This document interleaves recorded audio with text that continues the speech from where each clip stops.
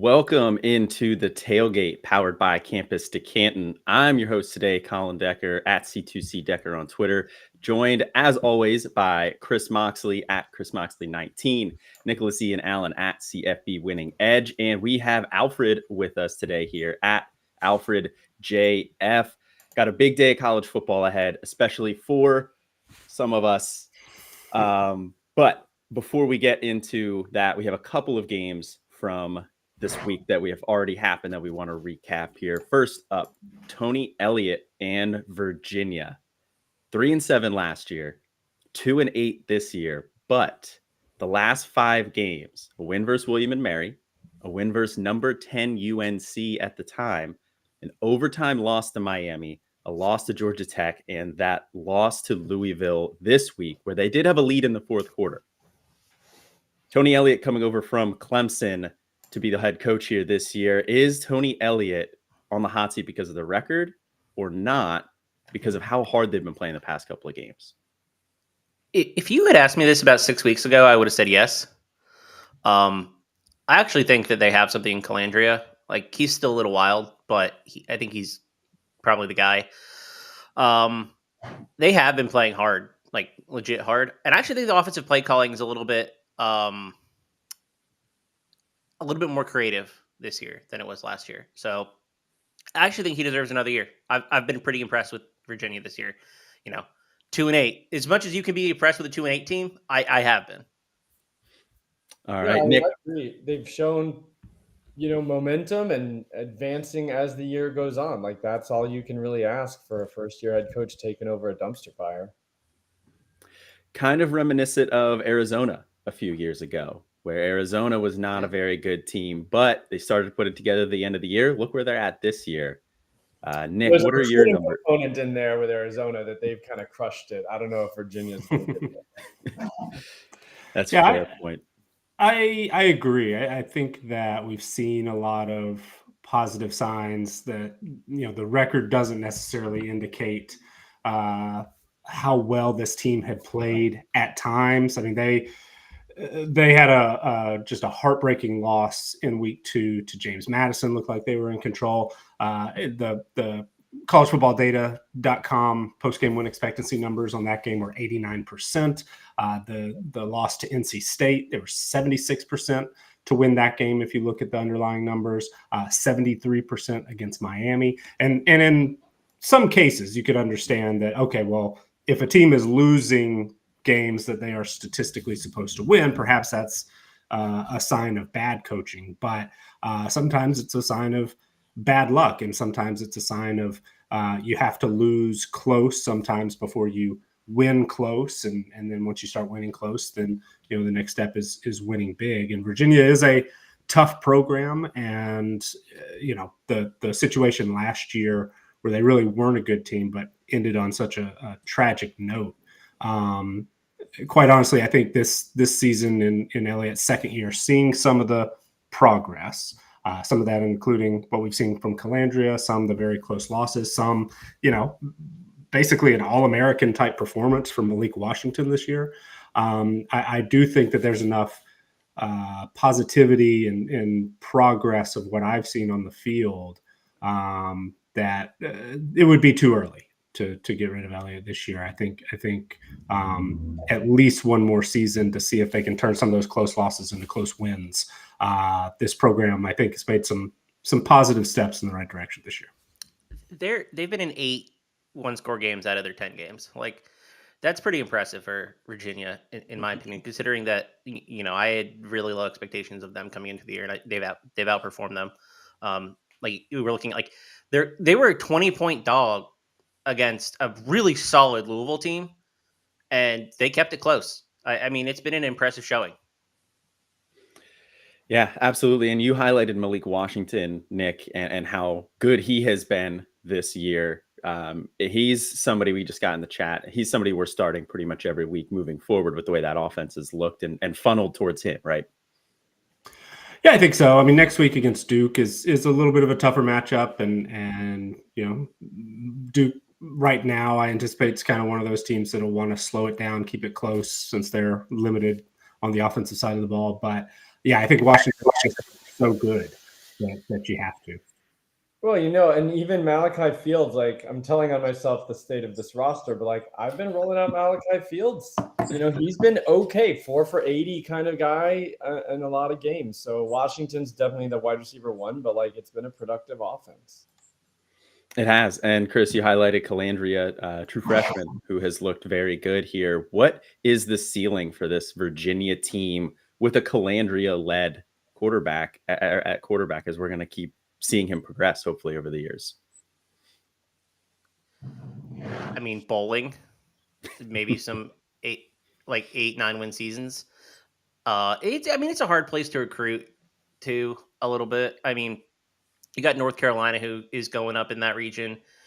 You have Clemson also bringing in kids from there. South Carolina's been targeting the Maryland, Virginia area a bunch too, with Shane Beamer's connection. So you're like third or fourth on kids in Virginia, and that's like a tough place to be because it's not a talent-rich place. So I don't think you can ever expect double-digit win seasons, but I think you have to feel really good about an 8 or 9 win season if you're them. Like that's definitely progress. Great. I don't know why they ever fired. To be totally honest, I don't know why they fired the whole staff prior to Elliott. For what it's worth, I thought they were doing the most with what they had. Well, they didn't, right? Mendenhall left, retired. Oh, that's true. He quit basically. Yeah. And they that whole situation was weird with Robert and I too, because that offense was clicking with Brennan Armstrong that year. They looked really good, and then they brought in the opposite with Tony Elliott, like the most conservative play caller you can get, who was not impressive at Clemson either, by the way. Surprised he actually got a head coaching job and not demoted to like a different OC job elsewhere. Yeah, I know that was something we were all pretty surprised about with the hiring there. And none of us were really a huge fan of it because, like you said, with the track record at Clemson, it was not particularly inspiring. The ACC is going to be undergoing some changes here. SMU, currently the class of the AAC, they're 6-0 in conference, most points in the 4 in the conference, and the least points against. Nobody else is particularly close in either category. There are only 2 losses this year, Oklahoma and TCU. How's SMU going to fare as they head into the ACC? So I've been thinking a little bit about this scenario because the way I do our safety winning edge team profiles and power ratings and things like that, a lot of the teams that have been very successful at the in the AAC really do build some of those roster strength numbers through production. And there's a case to be made that some of those teams entered this year a bit overrated. I mean, I've been too high on UCF all year. I've been too high on Cincinnati all year. BYU hit and miss, but I worry a little bit that because SMU has been so good, and the way that they have been able to go after Power 5, 4-star, high 3-star recruits who are coming back to the Dallas and Metroplex area after as transfers. Their talent numbers are really, really high already compared to most teams in the American or in the Group of 5. And I worry that taking that next step, some of the way, particularly how I calculate things, they just might look a little more talented than they actually are on paper, the way I calculate it. So I'm cautious, and it's not to say that SMU couldn't immediately just jump up and be competitive. They have all the resources in the world, and they do have a lot of talent. They've been playing really, really well. But I'm wondering if there's something that me in particular and the way that I approach things might be able to learn from what we saw from the Big 12 teams who made the jump this most recent season. And I think there's, not to derail your question or go too far on a tangent. I'm thinking about some similar things with the Pac-12 teams. They're making the move to the Big 10 as well. Yeah, I mean, that's a great point. We haven't seen a lot of success from those teams that have made the jump from G5 to P5 this past year. But SMU, like you said, does have a higher talent advantage than a lot of the AAC. And they have done pretty well in the portal as well. They've brought in several running backs in the portal. They brought in several wide receivers. And I think people on the defensive line there as well.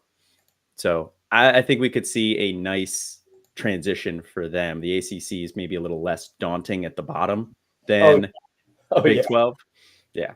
Way less daunting. And way less daunting than the Big 10, obviously. I mean, the ACC is rough. I mean, FSU, who I still don't think is that good, is the class of the ACC by far. I think Rude awakening in the playoff. That's my prediction. SMU's defense is really impressive this year, which you couldn't always say in the past. I think that they have such an edge being in the Dallas area, right? Like, even if you're fourth or fifth on one of these recruits, you're still getting a really high end guy for the most part. And SMU has a lot of money and resources, like Nick said. So I think they'll be able to be competitive. They're not going to be like a top 3 team every year, but they'll be a middle of the pack team, I think, which is good. Yeah, and they bring in an experienced quarterback with them when they make that transition in Preston Stone, who has looked very good this year, especially for fantasy purposes. Alfred, you had a special shout out you wanted to give here? I was talking to Austin earlier this week, and we were looking at games coming up, and at the time I was like, UNLV is 7-2, and then they went out last night and covered. Made me a little bit of cash because I always fade Wyoming outside of Laramie, and they covered last night. UNLV 8-2 with like a lot of freshmen playing. Their quarterback, I believe, is a true freshman. I think one of their better running backs, top 2 guy in the rotation, is a freshman. That's just crazy. UNLV, like a legitimately good G5 team this year after, being New Mexico level bad for so long. So just, shout out. I think they just deserve some flowers here. 8-2 UNLV. Who would have thought? Is Mariota gone after this year? Sorry, I think he is. Mariota gone. Their head coach. I think that I don't know, but maybe Brennan Marion's. He's been kind of on 1 year here, 1 year there for a while. He's at Pitt. Maybe he gets now UNLV. Maybe he now gets a head coaching opportunity. But one of the points I wanted to make, and I definitely agree with Alfred, that what UNLV has done this year is incredibly, incredibly impressive. I think even more so because I feel like a lot of us had some really high hopes for Doug Brumfield, their quarterback, coming into the year. And he's been hurt. And Jaden Maeva has taken over that role. And I think maybe Brumfield actually might be healthy enough to play now. But Maeva's been doing such a good job that they just decided to keep rolling with him as the starter. So to do what they've done and consistently get better, it seems like as the year has gone on, after losing what I thought was a pretty good quarterback who really had a pretty high ceiling early in the year, has been really impressive. Yeah, I think Brumfield's healthy enough too, for what it's worth. I think this true freshman they got he's got the goods for sure. Yeah, Brandon Marion's such an interesting story, right? Like, he was at William & Mary with Cam Newton's younger brother, and they were running this go-go offense, which is pretty unique to college football in general. And it's working. It's working against good teams too. So it's exciting to see innovation. And I think Marion's finally getting a shot because he was the offensive coordinator at Pitt. He was offensive coordinator at Pitt, right? And then he was a wide receiver coach at Texas. Wide receivers coach at Pitt. He was co-offensive coordinator with GJ Kinney at Hawaii in 2020. There we go. Okay. But it seems like Kinney was the play caller. So this is the first time, I believe, since William & Mary that he's been the play caller. And he's succeeded everywhere he's gone. I'm still impressed. He averaged 31 yards per catch when he was a player at Tulsa 1 year. So he's carried that over into a really, really fun coaching career as well. Yeah, good times. So shout out UNLV. And shout out to their true freshman quarterback, like you guys said, Maeva. He is an early candidate for freshman of the week this week with 3 touchdowns total. As we get into quarterbacks here, we got 2 questions in the chat that we're going to get to. So if everybody watching along, drop some likes, drop your questions in the chat. We're here to help you with your playoff matchups this week. I know most leagues playoffs start today. First question we had quarterback related. We have to sit one 6-point passing touchdown. We got Jalen Rayner, the quarterback at Arkansas State, Davis Brin, quarterback at Georgia State, John Reese Plumlee, quarterback at UCF, Donovan Smith, quarterback at Houston. Who are we sitting out of that group? Who does Arkansas State have again? South Alabama. I might sit Rainer. I don't know. South Alabama hasn't really been nails on defense this year. Yeah, they've been good. This is a similar question that I've got. I think I've got a pretty similar decision that I've got to make.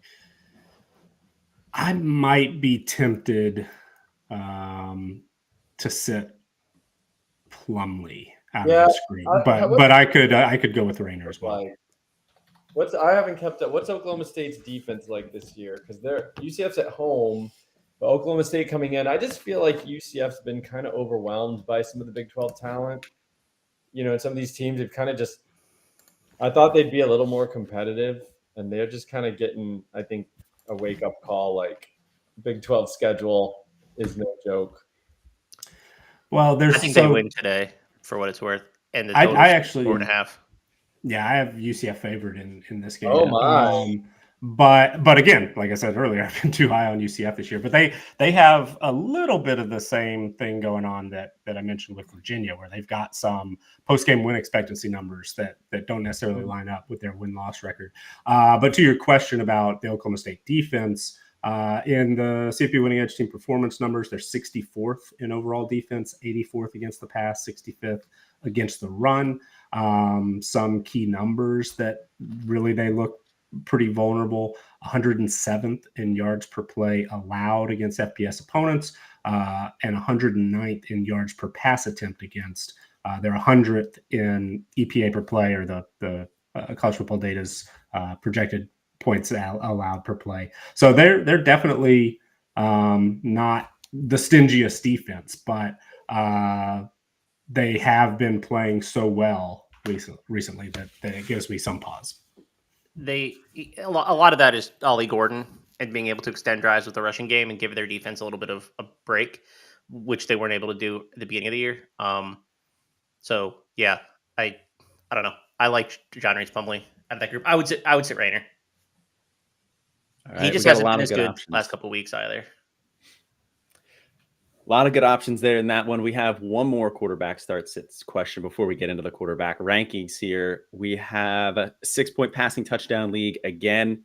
Start 2 of Jalen Milroe, quarterback Alabama, Thomas Castellanos, quarterback for Boston College, Caleb Williams, quarterback USC, and Austin Reed, quarterback Western Kentucky. Is it crazy for me to say that I would sit Austin Reed? Because that's who I think I would sit out of this group. That offense is not very good this year, and New Mexico State's defense has been playing a lot better last couple of weeks. I think I would sit Austin Reed. I might.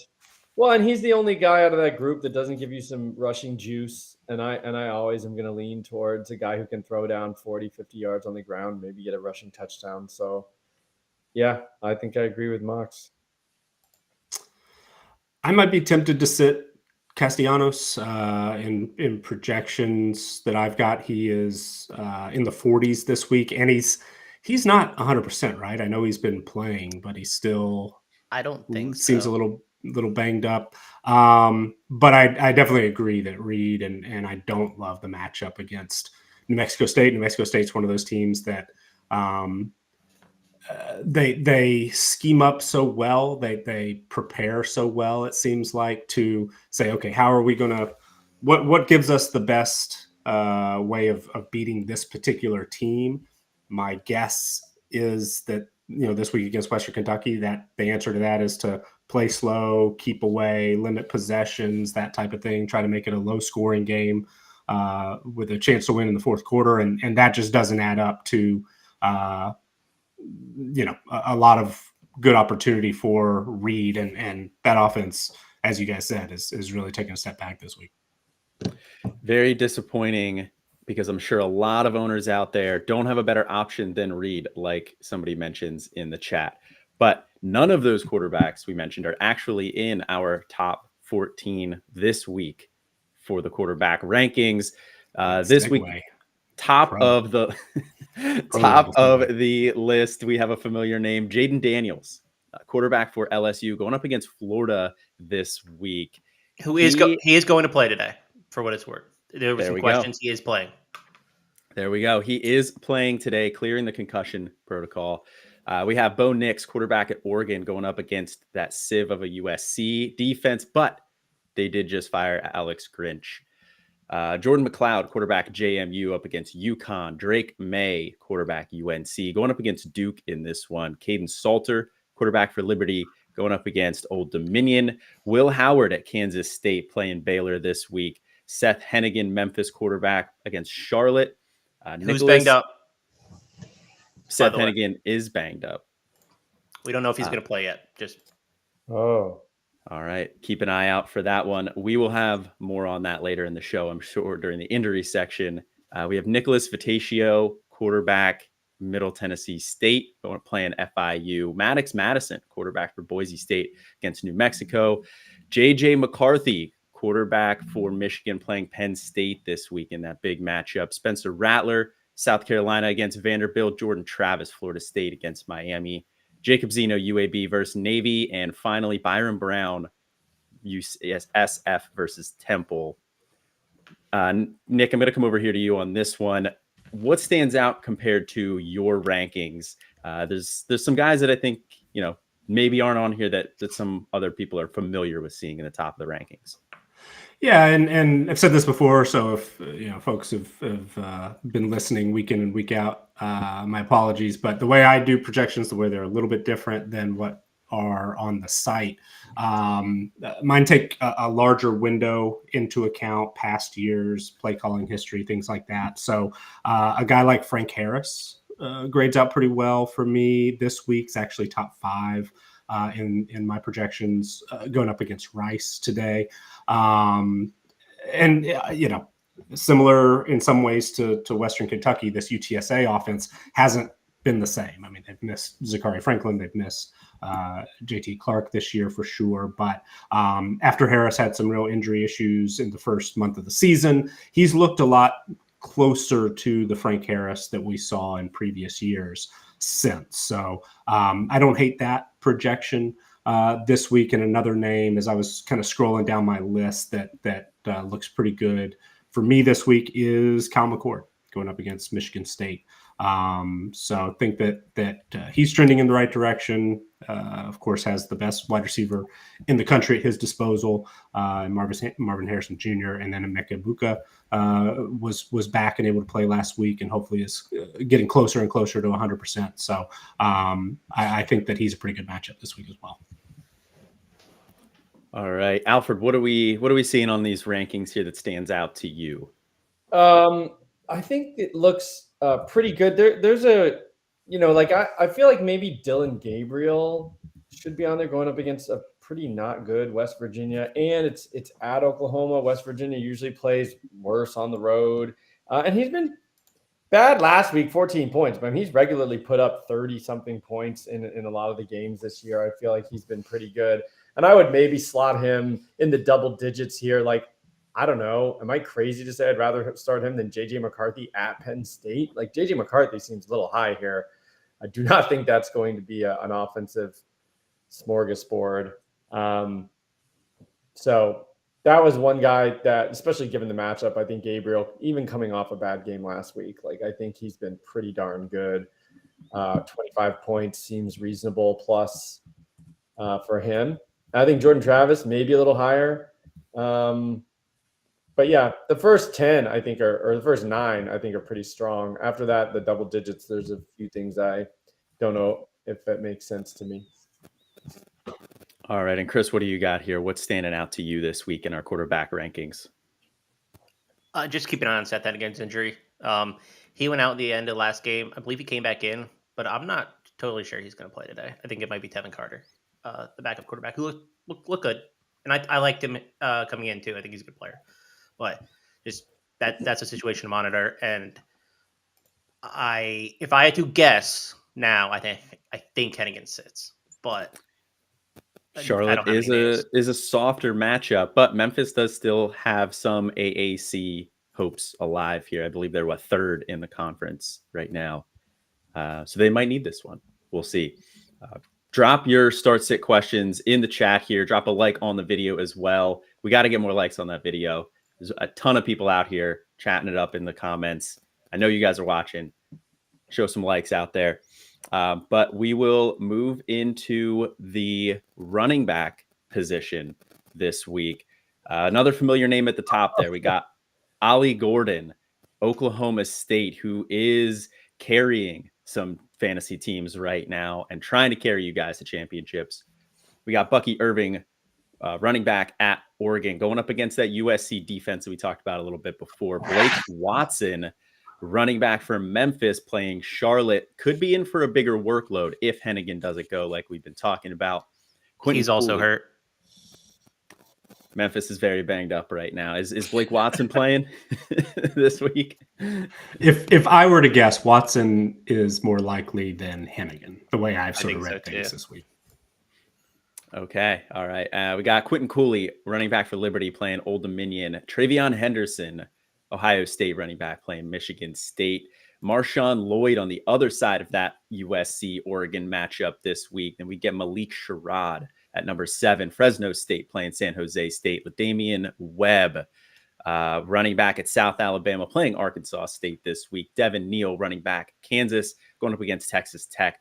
RJ Harvey on the other side of the Oklahoma State UCF matchup this week. Trey Benson, running back Florida State, playing Miami. Taj Brooks, running back Texas Tech, playing Kansas. Omarion Hampton, running back for North Carolina, playing Duke this week. And Jaden Ott, the running back at California, going up against Washington State this week. Nick, I'll come over to you here again. What stands out compared to this list, compared to what you have in your rankings?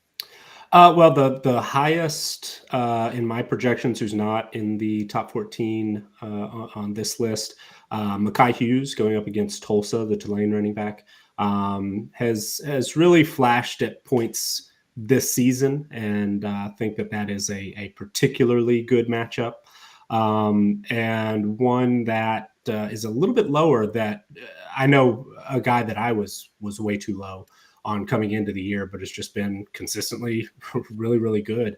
Kyrie Robinson, San Jose State. They're going up against Fresno State late tonight. And I know my projection on that game when it came out, it definitely caused me to raise an eyebrow, but things have been moving toward. Last I saw, San Jose State is actually a slight favorite in that game. So Fresno State's been very, very good, but Kyrie Robinson has been excellent as well, and think you'll have an opportunity for a good night tonight. All right, Alfred, what do you got this week that stands out in the running back rankings for you here? My main shout out is just Austin Nace. He was all over Ollie Gordon, like when he was, as a recruit. And because of that, I scooped him up in tons of leagues and have been riding. I'm one of those guys who's carrying fantasy leagues into the playoffs. He's been sensational. Crazy to see him as the number 1 running back, on our list after kind of a nondescript start to his career. But holy cow, he has just been insane. Other than that, I think it looks pretty good. It's interesting not to see Judkins on there. I get it playing Georgia, but he's still a good player, and it's tough to just college, I suppose. There's so many other soft matchups that you're gonna want to play other guys, but weird not to see Judkins. I don't disagree, but it's just weird. Sure that he's causing some people some headaches right now with that start sit decision. If you have any start sit headaches, drop them in the chat here. More than happy to help you out with these as we go along. But Chris, what's standing out to you in the running back rankings this week? I'm not sure I would start Marshawn Lloyd. If I could look elsewhere, I think the Oregon's defensive front's pretty darn good. And I don't know what to expect from this USC team this week. They're 16-point underdogs, so not like this could be conducive to running the ball a whole lot either. So I'd be cautious starting any of the USC running backs. And Lloyd specifically didn't play last week, so banged up. Yeah, I think he's going to go today, but still. Yeah. The USC team, maybe they're on quit watch as well, potentially after a rough stretch here. Yeah. Maybe. We'll see. We'll see how that shakes out down the stretch.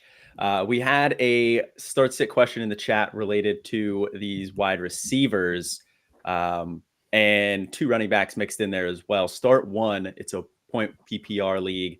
Derwin Burgess, wide receiver at Georgia Southern. Darius Taylor, running back at Minnesota, who has been banged up a little bit this year. Evan Stewart, wide receiver at Texas A&M, and Rocket Sanders, the running back at Arkansas. I think this is a tough one. I think you got to start Burgess, right? I mean, he's in that 4. He would be, unless I'm missing something, he would be one of the safest for me. Well, he's the one that's healthy, right? I mean, Taylor hasn't played the last couple of weeks. Stewart didn't play last week. Sanders we saw and looked like perhaps he is close to, getting back to full speed or close to it. Burgess has been a little disappointing or come up a little short. Hood is kind of expected. Hood's kind of risen up there, right? Yes, yeah. Hood's been the better of the two so far this year, but yeah, I think Burgess is probably the safest option, and then Sanders maybe a close second for me. Yeah, I agree. So we're going safe in the playoffs here this week. Nobody wants to swing for that Minnesota running back upside. I don't know how healthy he is. I mean, Purdue is a hell of a great matchup, though. They are bad. Dang. All right. Well, we got one other start-sit question here in the chat right now. Full point PPR. We're looking at Quinshawn Judkins, Alfred, the guy you brought up earlier, running back for Ole Miss. Ricky Pearsall, wide receiver at Florida. Mecca Egbuka, wide receiver, Ohio State. And Robert Lewis, wide receiver, Georgia State. Picking 2. Who do we like out of this crew? Who's Georgia State got? State? Marshall this week. Wait, Georgia State? I've got Georgia State at. I thought you said Georgia Southern. I'm sorry. Because Robert Lewis is Georgia State. Georgia State is App State. Appalachian State. And that's Lewis. Yeah. Yes. Yep. Mm-hmm. He's been pretty good. Pearsall, I think, is a pretty good start. I mean, Florida's got a ton of problems, but LSU's defense is bad. They're probably going to have to throw, and I think the emergence of Eugene Wilson has been great, but I think, Pearsall's still going to have plenty of opportunities. He returns punts. You could get a kickoff return or a punt return. I think Pearsall's a pretty good start. I think it's one of the other 3 that's the question. Yeah, I would start Pearsall and Lewis. I'm not really sure what's going on with Egbuka, to be honest. I know he's been hurt. He came back. I think he's healthy. It's a good matchup, but it's, Kyle McCord, who I'm not as high on this week. And I don't really want to start Judkins today. To be honest, his rushing prop is like 79, and that's not exactly what you want. Yeah. It's a tough matchup this week for Judkins. I agree. I do like Robert Lewis and Pearsall this week as well. Moving into the wide receiver rankings here, none of those guys showed up either, spoiler alert, but we got another familiar name at the top. Malik Neighbors, wide receiver for LSU, has been on a tear, gets Florida this week. We got Tez Johnson, wide receiver at Oregon, playing USC in that sieve of a defense. Wow. Marvin Harrison Jr., Ohio State wide receiver against Michigan State. Another Oregon wide receiver in Troy Franklin. Xavier Legette, wide receiver for South Carolina, playing Vanderbilt. Brendan Presley, wide receiver at Oklahoma State, getting UCF this week. We've been seeing a lot of Oklahoma State UCF guys in these top of the rankings. Drake Stoops, wide receiver at Oklahoma, playing West Virginia. Joey Hobart, wide receiver at Texas Tech, going up against Coastal Carolina. We got Jalen Royals at 9, Utah State wide receiver playing Nevada this week. Joshua Cephas, wide receiver at UTSA, playing Rice. Aaron Bedgood, a new name to the list here, wide receiver at Liberty, playing Old Dominion. Sean Atkins, wide receiver at USF, playing Temple. Phillip Brooks, wide receiver, Kansas State, Baylor. And we rounded out with one more Oklahoma State wide receiver in Rashad Owens, playing UCF. Nick, what stands out to you in this ranking set here? There's some names on this list that people might be wondering where they are. Yeah, when I was taking a look at the start sits, I thought I was really onto something looking at Brennan Presley at Oklahoma State. But there are obviously, our rankings are all over that. So the first that jumps out to me, and somebody brought up a good point in the chat earlier, that maybe we should have mentioned Michael Penix, even though they're going against Utah today. Tough matchup. That offense has been so good, and Utah is, I think, pretty vulnerable, even on the defensive side of the ball this week. I've got Rome Odunze ranked pretty high in my projections this week. Jalen Polk as well. So, that might be a direction that I would go. I don't think there's any reason necessarily to get too cute and remove those guys from my lineups in favor of some of these perhaps a little bit surprising names that have popped up in our top 14. But otherwise, LaJohntay Wester is a name, FAU wide receiver. They're going up against East Carolina, who looked really good against Tulane last week. But I think that, what we've seen for him on the very high end, he's definitely worth a shot. I certainly wouldn't be moving him out of my lineup this week.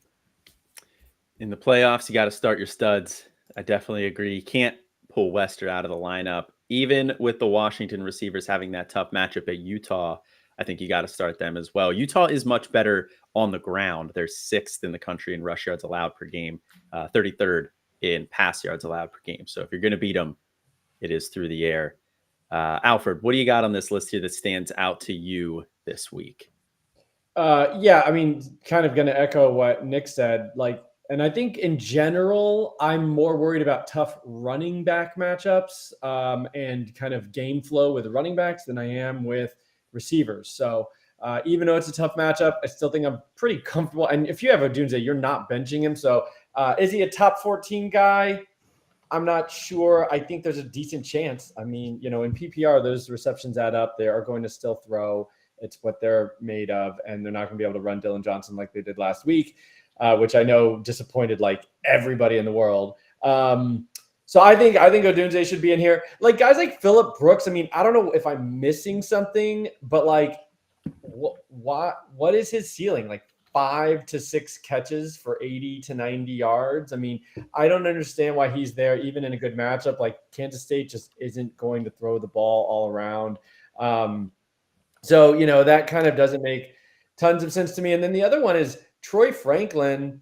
I know Tez Johnson went nuts last week. Didn't he have like 13 catches or something insane?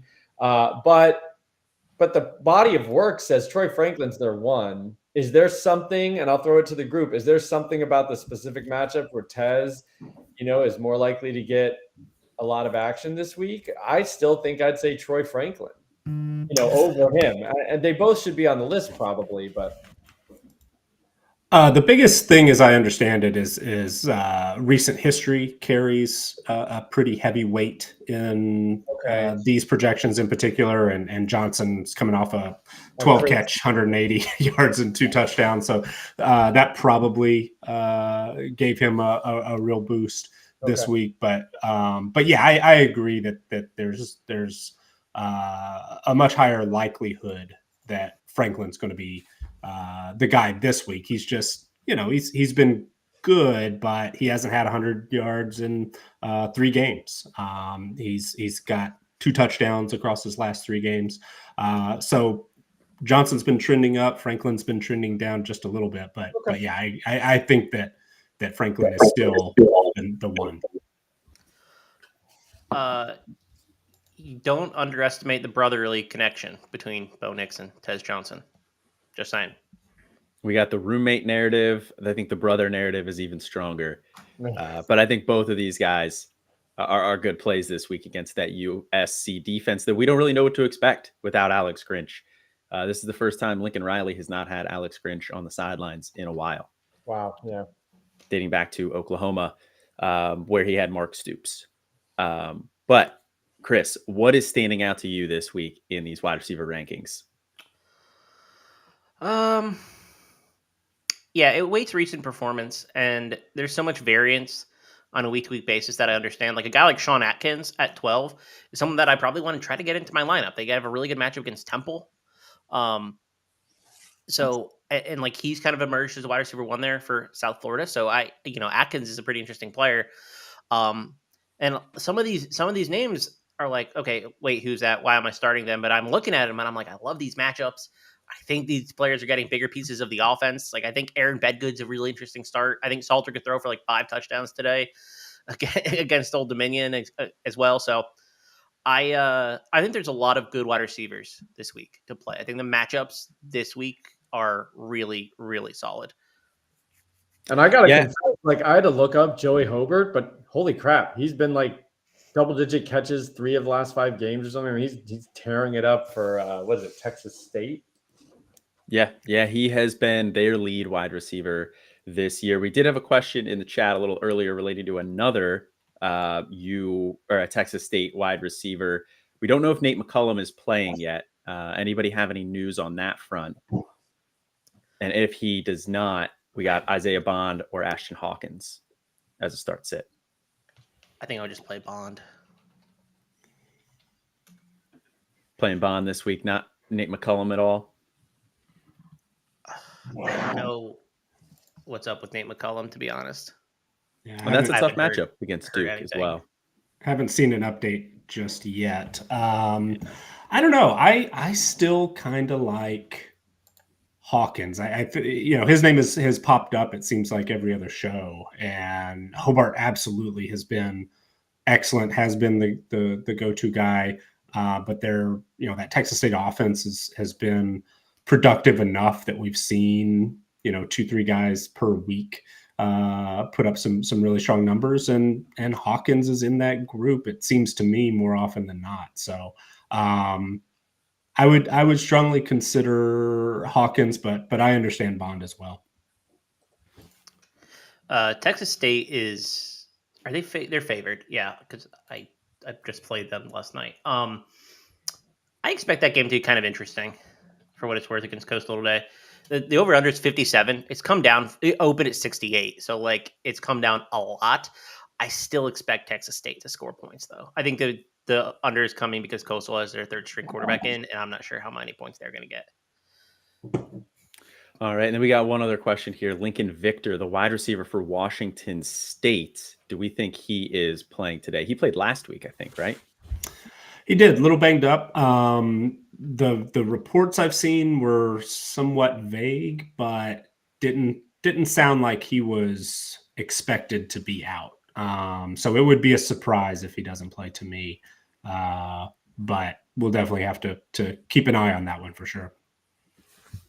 All right. And then we got 2 other start sit questions here before we hop into the tight end rankings. Both of these quarterbacks related. 6-point passing TD in both of them. First one we have here, Joey Aguilar, the quarterback at App State, or Graham Mertz at Florida. We already know Chris's answer. Alfred, you willing to roll out with your boy Mertz? I think Aguilar, I guess, I think an overall higher ceiling, not just even thinking about the passing TDs, but just overall some rushing contributions and generally more likely to probably put up more points. So I'd go Aguilar. Although Graham, that LSU Florida game, it could be, it would not shock me if there's 80 points. Both defenses are trash. Florida's functional against bad defenses. We saw them put up some points against South Carolina and stuff like that. So, Graham Mertz could have 3 touchdowns. That's not out of the range of possibilities at all, but I think I'd feel safer with Aguilar just because I feel like Florida at any point could just be like 12 points. Like you just don't know. You don't know if they're just going to be completely disastrous or if they're going to look functional.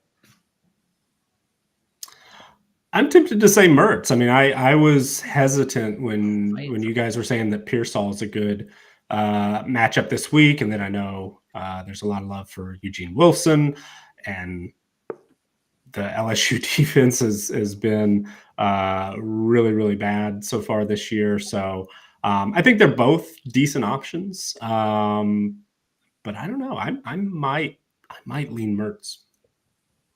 I don't think Mertz is a bad option, but I do lean Aguilar as well. I think the Georgia State secondary that Aguilar is getting today is horrendous for what it's worth. Like real bad.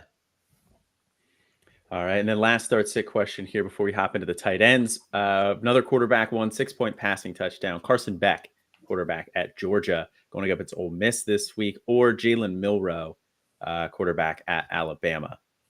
Who do we like out of this crew? This is a really good question. I think Milroe. I think these probably are very close. Because I defer to the rushing. I mean, you're not like they say 6-point passing TDs. My brain immediately goes like, how many TDs? But if I think of globally, I'm going to lean towards the running QB almost always if it's even close. I mean, definitely break ties with that, if not more. I think I'm going to go Beck. But this is really close. I think Beck is safer. Well, although Milroe has been playing great, so I don't even want to say safer. I took the Georgia team total over today, and I think Georgia's going to score a lot of points on this Ole Miss defense that I don't think is very good. So I think Beck's going to be a big part of that.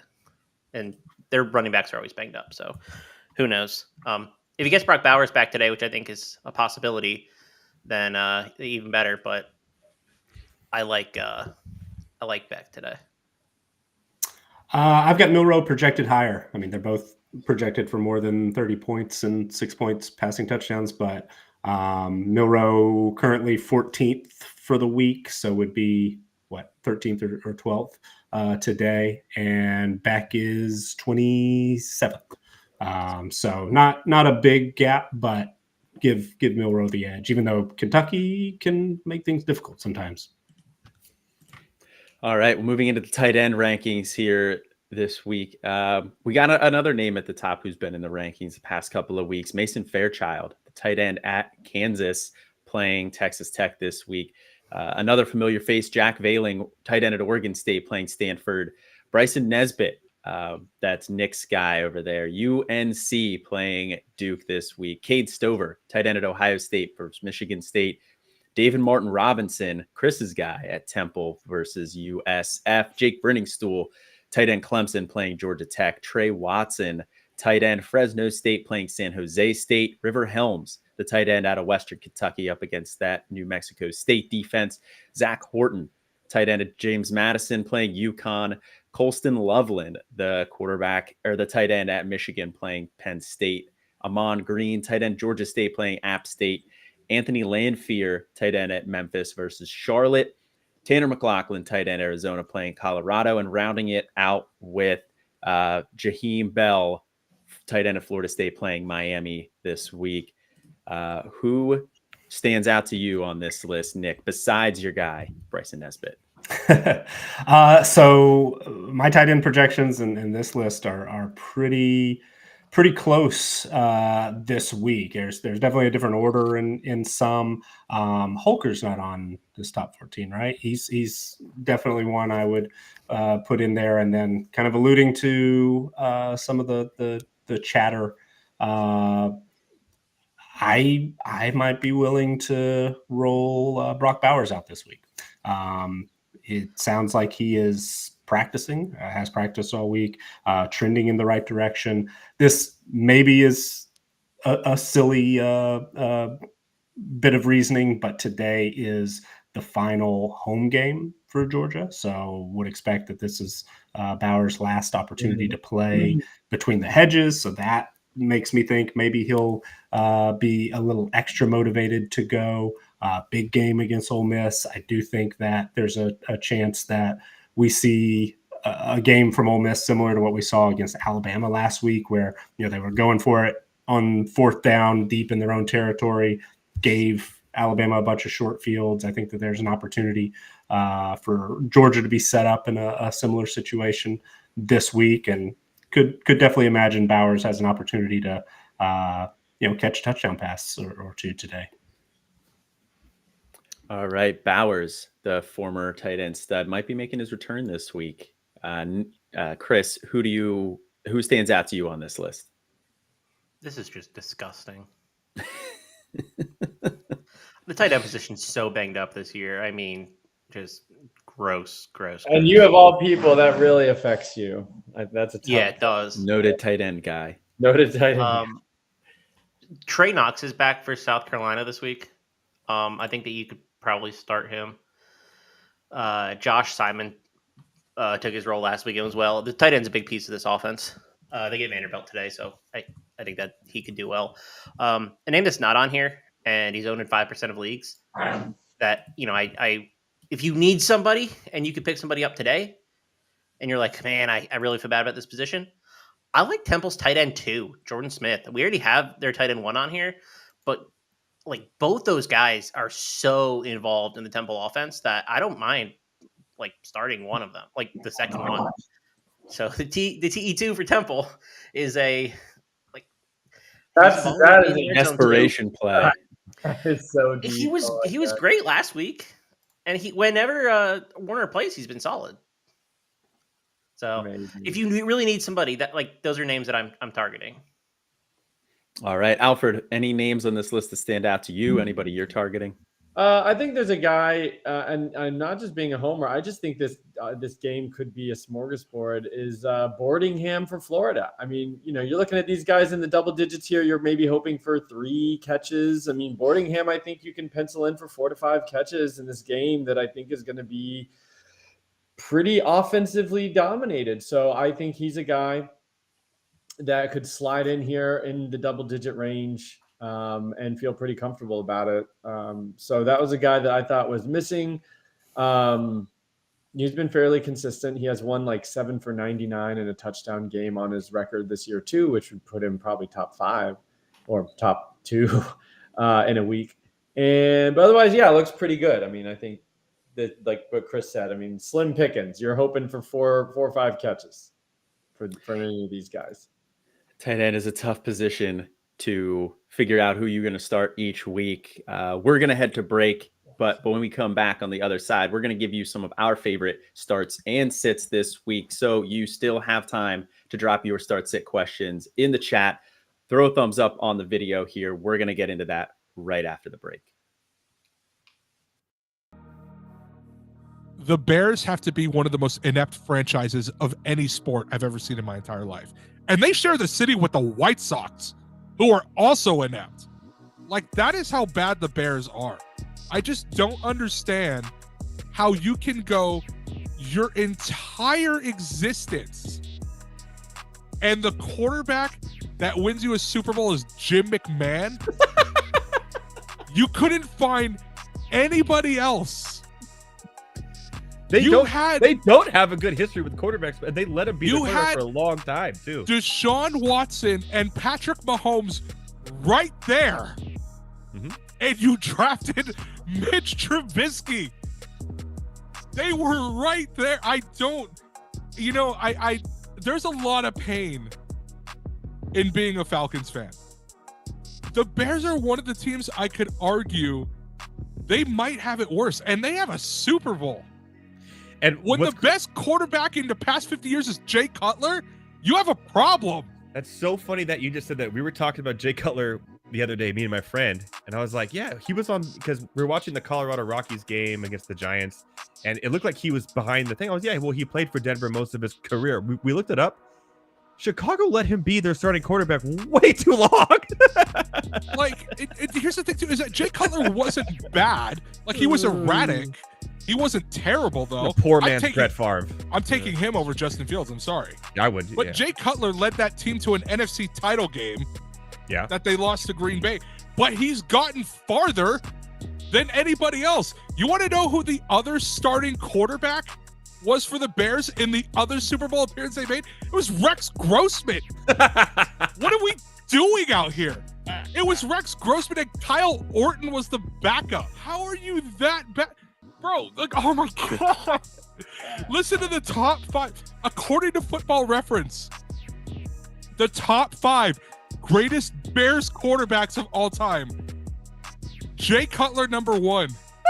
I can't believe it. Sid Luckman, who last played in 1950, is number 2. Jim Harbaugh is number 3. Jim McMahon, the Super Bowl winner, is number 4, and he played there for 6 years. And Mitch Trubisky, No way! is number 5 on the list as terms of passing yards go.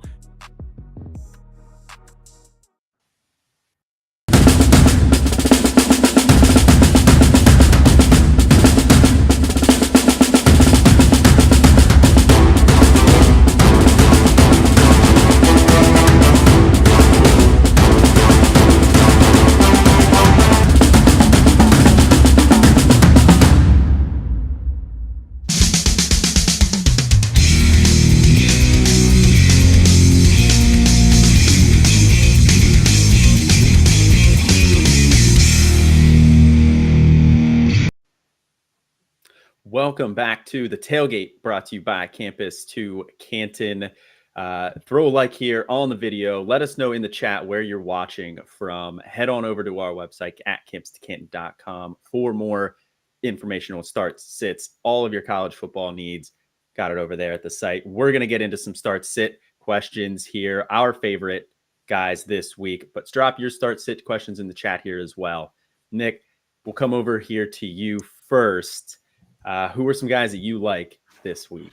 Well, so I was struggling a little bit, quite honestly. So I was going to pose a start sit question, and maybe the 4 of us as a group will help us pick 2 starts and 2 sits at the quarterback position. For me this week, I've got to decide between 2 guys. I think I know where I'm leaning, but I've got 5 decent options to pick from, including Caleb Williams, Byron Brown, Rayner, TJ Finley, and John Rice Plumlee. So out of those 5, I think it's overthinking it to sit Caleb, right?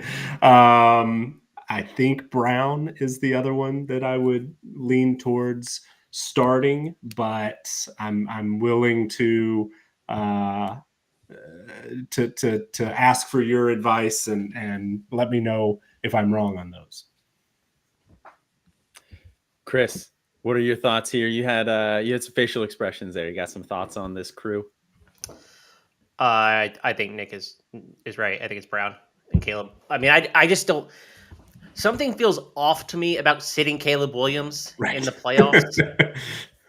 Like, I don't know if I am. I have the mental fortitude to do that personally.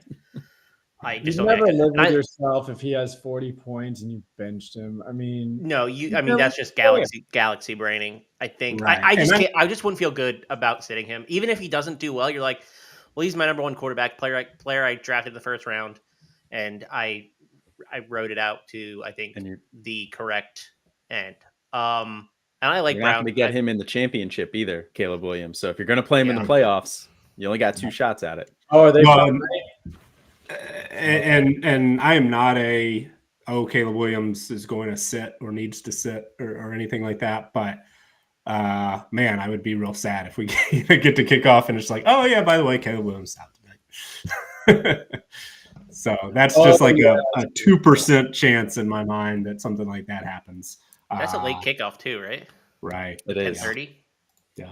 Yep. Very, very late kickoff. And that one gets some Pac-12 after dark action. Alfred, did you have a strong leaning out of that list? Byron Brown seems to be Chris's other favorite option out of that. I think I agree. Yeah. I mean, just in the interest of time, we can move on. I agree with those choices.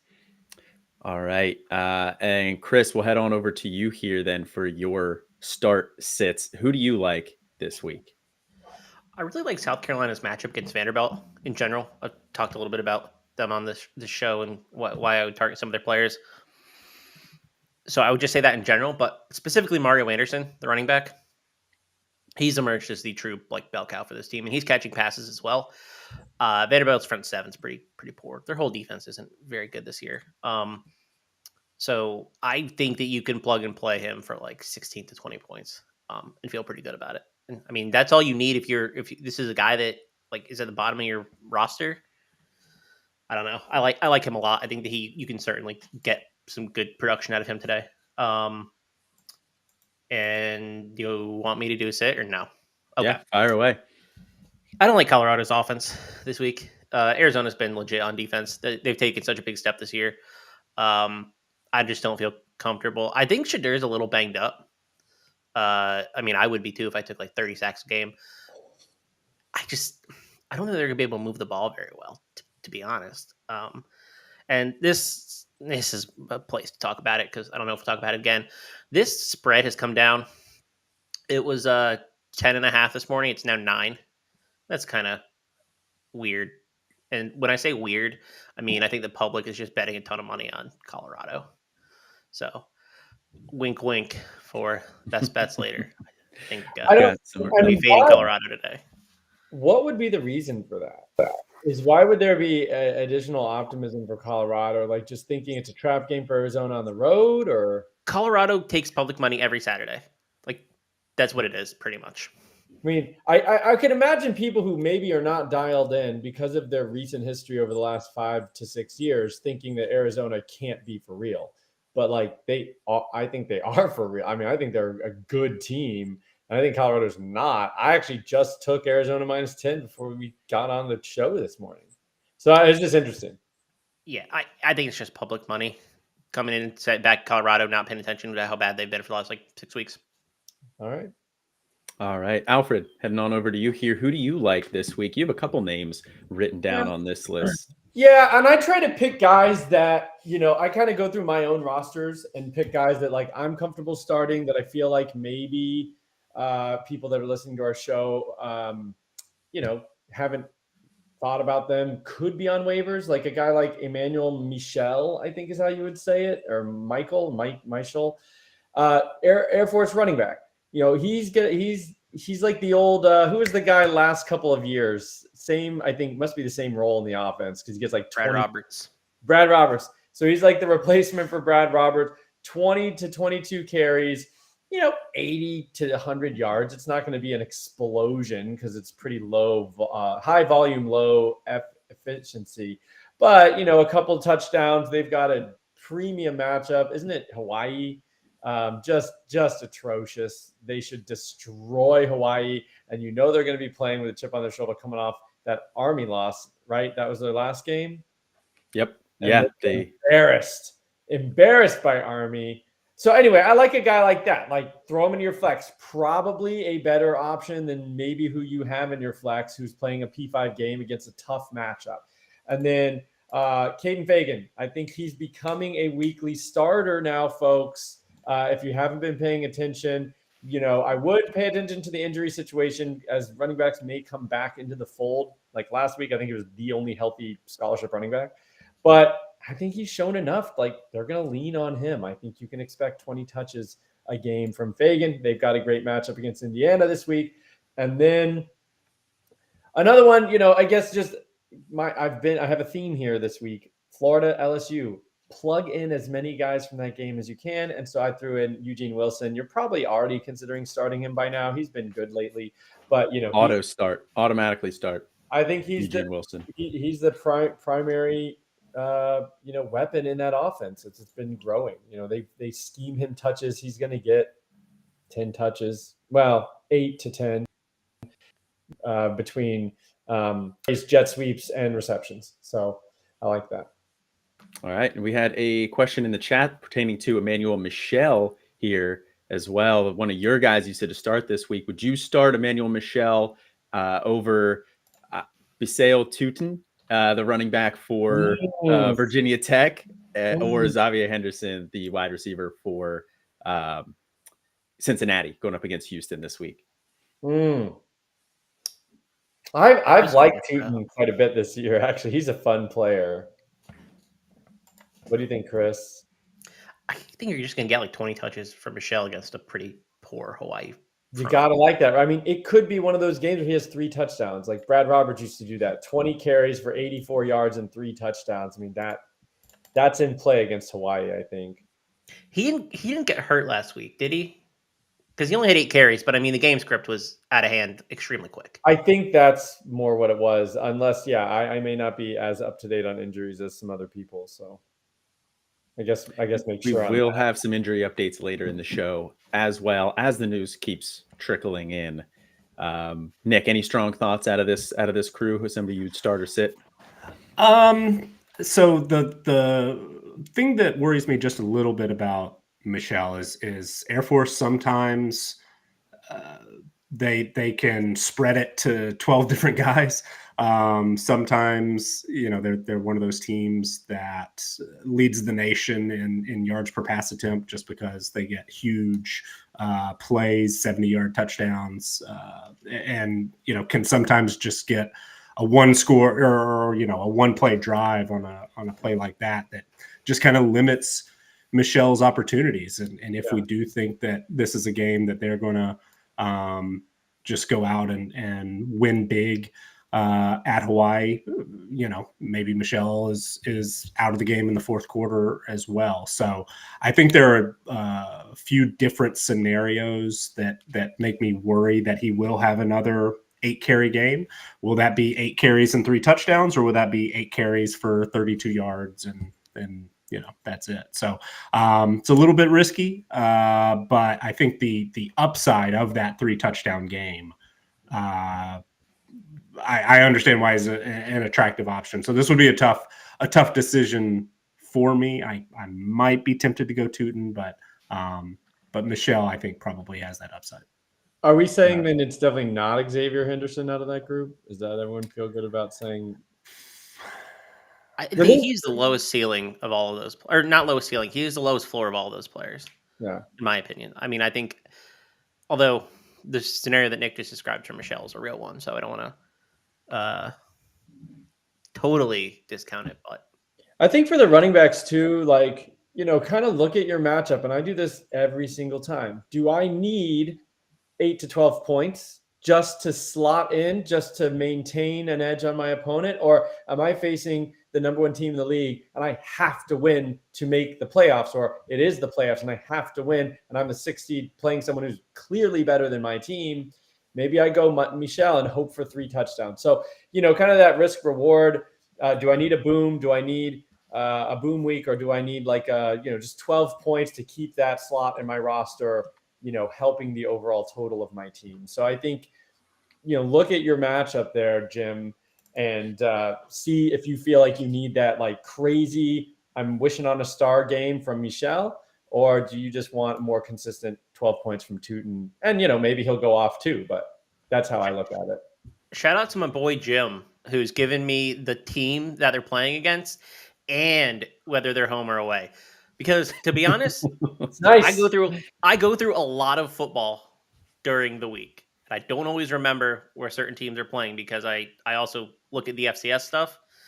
And so my brain gets a little scrambled sometimes. So thank you, Jim. That's very helpful. Making it easy on us. Shout out Jim from Phoenix, Arizona. Said where he was The watching. Wisconsin Phoenix. icon. From Phoenix, couldn't get more different than Phoenix and Wisconsin, I feel like. All right, I have starting to sit this week that I like. Somebody that we talked about their tight end options earlier. It's EJ Warner, quarterback at Temple. They get USF this week, which is a very soft matchup. Their pass defense allows for 305.7 pass yards allowed per game, which is 132nd in the country. They're 6th worst in defensive pass EPA per play.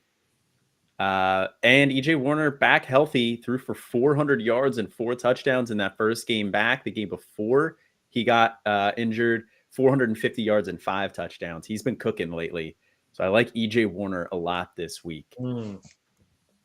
And then a sit for me is somebody who probably won you the week themselves last week by themselves. That's Dylan Johnson, running back from Washington. Huge game last week, but outside of that game last week, he only has one 100-yard game on the year and one game with multiple touchdowns. They get Utah this week. Like we talked about a little bit earlier in the rankings, Utah is maybe a little susceptible to the pass, but their rush defense is legit. They allow AD 1.2 rush yards per game, which is 6th in the country. They're 21st in defensive rush success rate. It's a tough matchup, and don't chase those points from last week. I am sitting Dylan Johnson.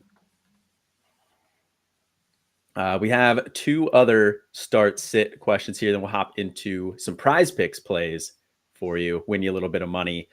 6-point passing touchdowns with a 5-point bonus for 300 yards or more.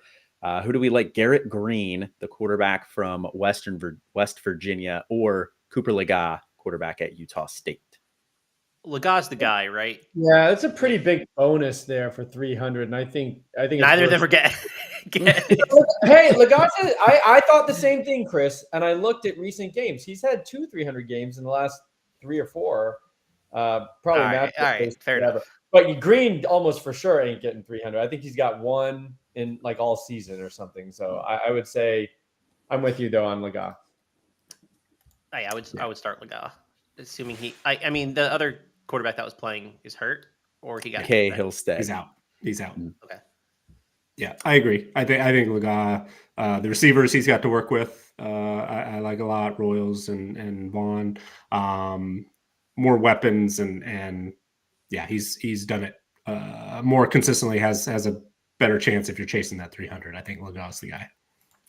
Yeah, Garrett Green has been kind of inconsistent. I've had a hard time figuring out when to start and when to not. I mean, he has had some soft matchups and really hasn't exploited those as well as you would hope. He's also more the rushing threat. So I would agree with a 5-point bonus for 300 yards. I think I go with Cooper Legas as well. It looks like we got some agreement in the chat there as well. We got Jim with another tough one. He says it's his first round. He's really good at getting that 4 to 6 playoff spot. So he is in some matchups this week. Reggie Brown, the wide receiver for James Madison, at home against UConn. Roman Wilson, wide receiver, Michigan State, playing at Penn State in that game in this one. Or White, who's playing at Missouri today. I'm honestly not quite sure. Oh, Squirrel White playing at Missouri for Tennessee. Who do we like in this one? I think I would go Reggie Brown. I know that he's kind of become the wide receiver 2 behind Elijah Surratt, but I still like this offense a lot. And I think he's the wide receiver 2 against UConn, they're favored by 27 points or something crazy like that.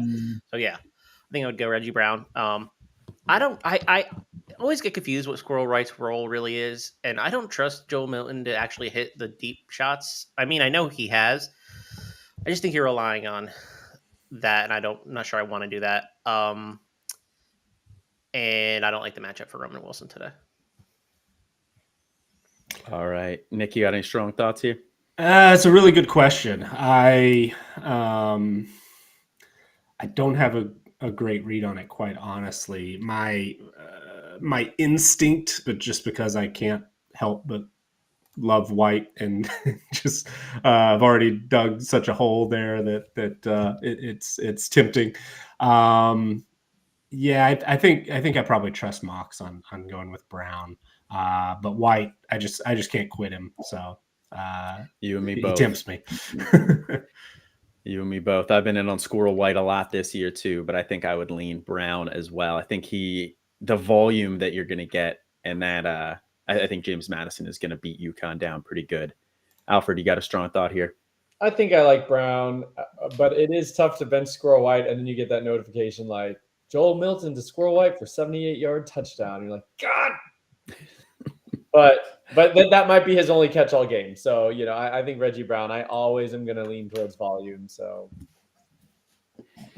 all right, we'll hop into prize picks here. We'll win you guys a little bit of money today. Promo code C2C at prizepicks.com for a 100% deposit match. I'm a little biased, but I think we've been killing it this year on prize picks. I think we've been winning some people a lot of money on this one. But Nick, who do you have this week? Who are some of your favorite plays on Prize Picks? So good news. Mox just dropped in the chat some injury news that impacted my prize pick. I was going to be on the Jermaine Burton over, but it sounds like he is out today. Very unlikely to play. Okay, so we're gonna cross that one off the list. The other two that saw a little bit of an edge in our projections, and most of the season we've leaned to overs because our projections have been on the low side. So I saw a good bit of daylight between our projection and Jalen Wright's over 69.5 rushing yards for Tennessee this week. But there was an under that I do think just sort of stuck out to me as one that I like. CJ Donaldson, West Virginia running back, under 78.5 rushing yards. Saw a pretty good projected edge there in our projected under. So with Burton out, we'll just stick with those two, but would, at least as far as our numbers go, those seem to be the ones to build around today. All right, some nice plays there. Chris, who do you have this week? You got a couple of plays here. Yeah, I like that Jalen Wright over too. I think it's gone up to 72, but I don't care. I'd still take it. I like the Baron Morton over 236.5 passing yards. He's healthy now, and when he's healthy, this offense clicks at a little bit different rate. I like the matchup today for Texas Tech. I think they could win this game against Kansas, and I'm not sure healthy Morton is being calculated into that line, and I think this number is a little bit low. Cam Scatabo under 52.5. Just Arizona State is down to like dudes who are like, I don't want to say they're walk-ons, but I think some of them are. Their offensive line is horrendous. It's just injury and looked really bad. So I'm not sure that they're going to be able to get any push against a UCLA front that I think is really good. I think this whole offense is a problem today for what it's worth. I like Corey Dyches over 27.5 receiving yards. You know, I like this matchup for Maryland a little bit. I think there's a couple injuries on the Nebraska side that are interesting. But Dyches goes over this number more often than he doesn't. And I think this number should be like 35 rather than 27.5. And then, yeah, just give me those three, actually. No, you know what? Why not? Do it. Give it to him. No Fafita over 2.5 pass rush receiving. I think Fafita is going to have 3 touchdowns today. He's had 3 in every game but 1 since he's been starting. And I mean, I don't think highly of this Colorado defense. So I'm glad I was going to make you give that one out because that's one that I was strongly considering as well. I like that Noah Fafita over 2.5 pass rush receiving touchdowns because you said he's hit that in every game except for 1 this year when he's been starting. So it sounds like we like the Arizona offense this week. Alfred, you have a play that I really liked here from that game as well. Yeah. So I like Tet McMillan over 16.5 fantasy points. You know, my strategy in general, and I have to say that, you know, I probably didn't put the most research into these prize picks as some other folks, but I look at it and I'm like, look, he can get to 16.5 without a touchdown. That's what I gets there every week. That's what I want. I want 8 for 85 without a touchdown, and you're there. And then if you get a touchdown in the first quarter, you can already like cash it because he's absolutely going over. So I love it. Yeah, and that was my favorite play of the week. There we go. And then I'm a little more sheepish about this one, but I kind of like Jason Bean over 17.5. You know, if someone tells me that, hey, Texas Tech's defense has been nails that I'm not aware of, but, you know, I could rethink it. But, like, I think, again, I want to look at yards. How close can he get? You know, 250 passing yards, that's what, 10 points. And then 30 on the ground, that's 13. And then, you know, he just needs a touchdown one way or the other. A rushing touchdown gets you over. So I kind of liked that, you know, and he should have multiple touchdowns today, or could, maybe not should, but could in that game. Because Kansas defense is not very good. I mean, they're going to have to put up points. It's just a matter of if he's going to hand off or do it himself. And then finally, Carson Beck, under 280. I've been doing this. I'm sure Mox disagrees, but I think that I usually go when he's pushing 280 plus, I'll usually take the under, but that would probably be my least confident. I kind of think Ole Miss's defense is good. Chris seems to think they're frauds,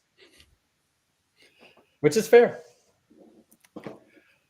All right. And the Tet McMillan play is probably my favorite of the week. I put that on the show sheet and then I saw you had it. So I would hammer Tet McMillan over 16.5 fantasy points. We got some people in the chat too who are saying they like Jacob Cowling receiving yards. I think that Arizona offense could be a source of some good money today.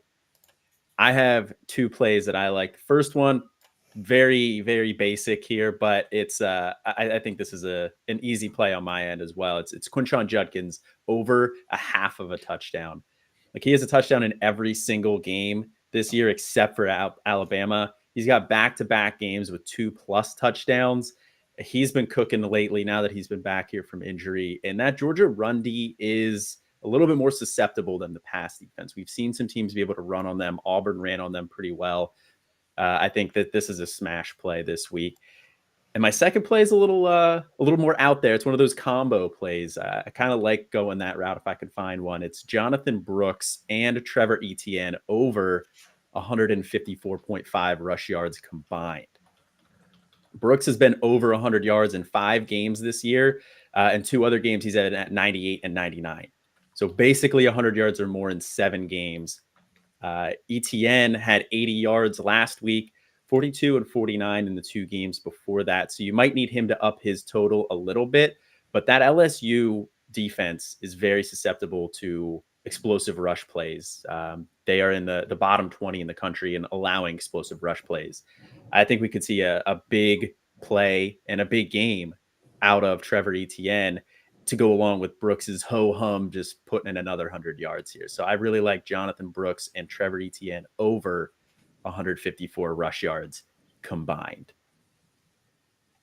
We got a couple other start-sit questions here in the chat. This one comes from Evan. We got start 2.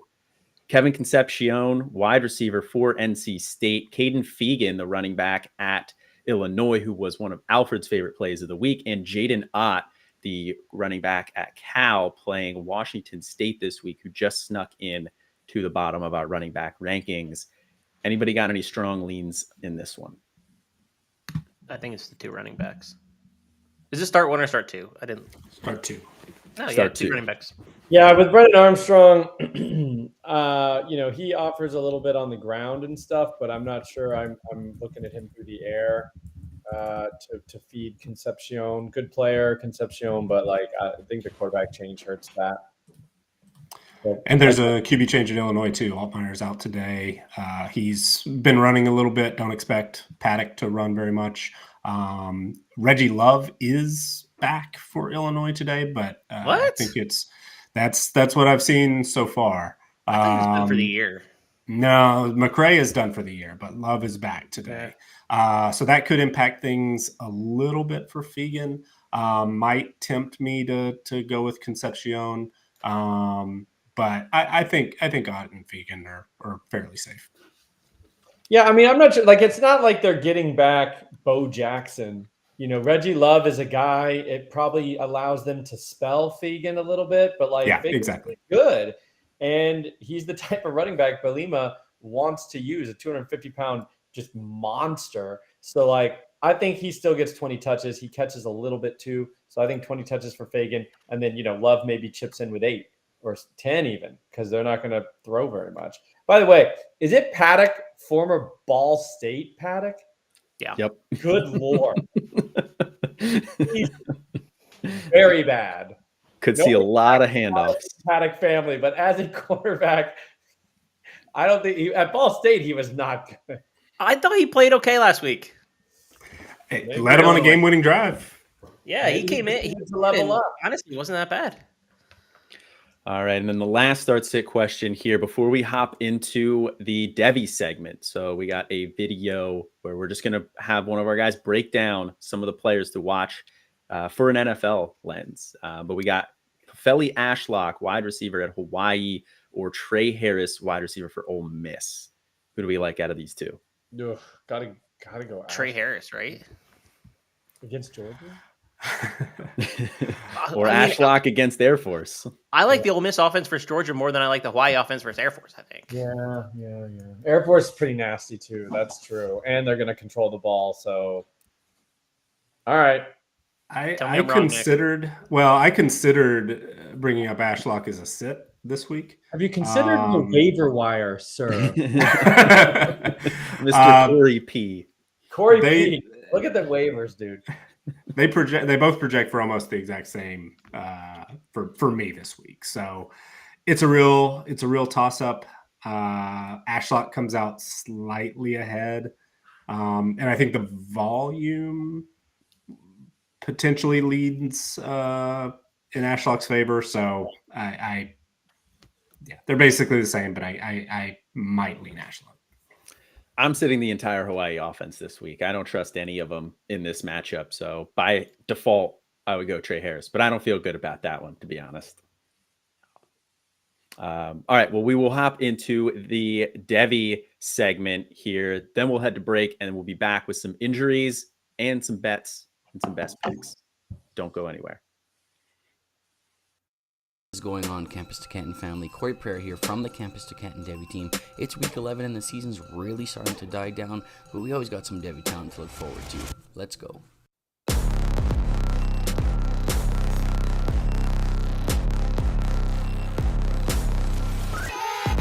Now, we're at the point of the year where we're really not going to see a lot of breakouts happen towards the back half of the season, but we are seeing a little bit of a breakout over at Illinois with freshman running back Caden Fegan. Now, this guy was a low-level recruit playing against low-level competition, so he wasn't on a lot of radars, but he had a really interesting athletic profile. I gave him comparisons to guys like Braylon Allen out of Wisconsin and Rashad Jennings, former New York Giants running back, so he was on some of the radars over from the guys at C2C. The situation was really a big factor here as well in the evaluation of Caden Fegan, because we've seen Illinois use a workhorse in the backfield like Chase Brown, who just previously went to the NFL, and they really didn't have a lot of strong options after he left. It took some injuries in front of him to finally get his chance, but I mean, he's looking good. 352 yards and 3 touchdowns over the last week, including 148 and 1 touchdown last week versus Minnesota. He's not doing anything amazing from like an advanced statistical standpoint, but he looks better than I would have ever expected given how raw I thought he would be entering college.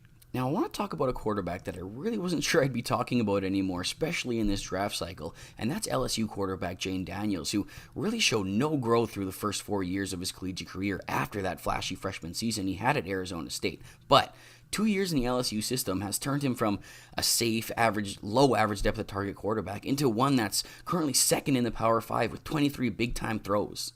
He's pushing the ball downfield more. He's avoiding sacks at the best rate of his career. He's thrown 10 more touchdowns at this point of the season than any of his 4 previous seasons. And after begging to see him add weight through his whole career, he's finally listed at 210 pounds. It's hard to kind of place him in this NFL draft, which is oversaturated with a bunch of quarterbacks, but he's really making a strong case to be selected as a day 2 pick and a nice project quarterback in the NFL.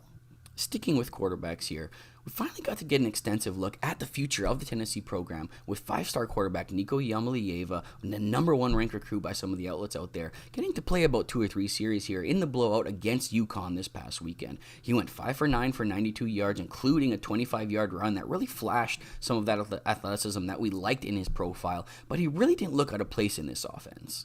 He wasn't the highest ranked quarterback for most of the analysts at C2C in this class and faced his fair share of criticism, but he had a really intriguing set of tools and fell into arguably the best situation for his skill set.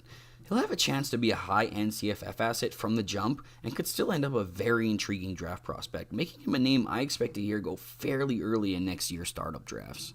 It seems like every week USC is in this star-studded matchup that's going to potentially be a high-scoring affair, but we've talked about the Trojans so much over the last couple of weeks that I really don't feel like I ought to touch on them too much here. But I do want to look on the other side of this USC versus Oregon matchup this weekend with wide receiver Troy Franklin. Now, this is a guy who's a hot commodity amongst the C2C community, but I really feel like the NFL draft buzz hasn't caught up to that yet.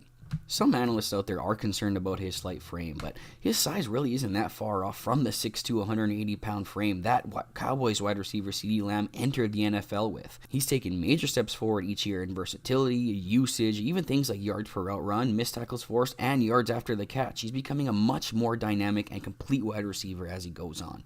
I mean, if Oregon quarterback Bo Nix was a little bit earlier on a few deep shots. Franklin could be having a monster season as you see him constantly get behind the defense with the type of athleticism that you could see him running the low 4.4s or high 4.3s at the combine. He could honestly be that random sneaky name like Zay Flowers or John Dotson or Brandon Ayuk that we didn't necessarily expect to be a first-round pick, but finds himself as a day one selection in the 2024 NFL Draft. That's going to wrap it up for this week's Devy Sesh, guys. Make sure you guys are checking out the Back to Devy podcast every Wednesday morning, the #1 Devy podcast on the Campus to Canton Network. Don't let anybody else tell you different, and make sure you're keeping it locked with Campus to Canton all season long.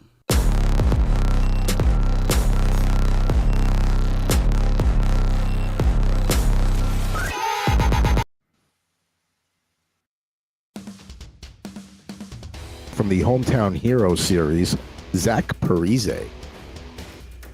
That is a very nice card, and that's one I'll probably have to organize a little trade ski with you, because I would actually like that card. You got downtown Newark in the background. I mean, Newark has never looked so good. No, it is not. We'll put that back up on the screen. I just want to have a penny sleeve ready, and yes, we can absolutely work out a little trade ski for that, because that belongs in a Devil fans collection right there. I'll trade you the Braden Schneider rookie card for it. Done. There we go. The first card-for-card trade on Rip and Rip history. And it was that easy. It was that easy. That's because, you know what? Because neither one of us are jerks. And it's the same thing when we try and do fantasy trades. Like, we don't try and screw each other. We have conversations. If there's a fit, there's a fit. If it's not, it's not. We don't try and, take the other one over the barrel. So there you go. In a penny sleeve. Hometown hero, Zach Parise. He was among the league's most productive goal scorers in 06-07 and followed up with a terrific regular season with an even more impressive postseason. And then they talk about what he did in the first round series against Tampa Bay that year. So that's off to the side for you. That's true. And, if this is it for his career, he had a hell of a career. He did. Hopefully he comes back one more year with the Islanders, but if he doesn't, hell of a run.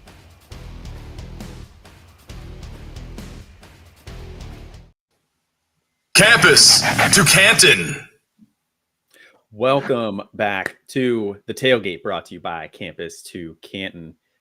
We got some bets for you here that we're going to drop. But before we get into that, we are getting into kickoff. It's getting closer to it. We're getting some injury news rolling in. Nick, Chris, what are you guys hearing out there as far as injuries? Who's in, who's out? What are we looking at? So we've mentioned a couple of these. Jermaine Burton, as Mox dropped in the chat earlier, is not dressed right now. Didn't come out for warmups. Dealing with an illness, it sounds like. So hopefully nothing that is going to linger into next week. Clemson, Will Shipley is back and good to go, it sounds like. But linebacker Barrett Carter is out. So if you're looking for potentially any impact on betting that game, that's just something to keep in mind. Luke Altmaier, Illinois quarterback, is out. John Paddock is going to start. LSU running back Logan Diggs is out.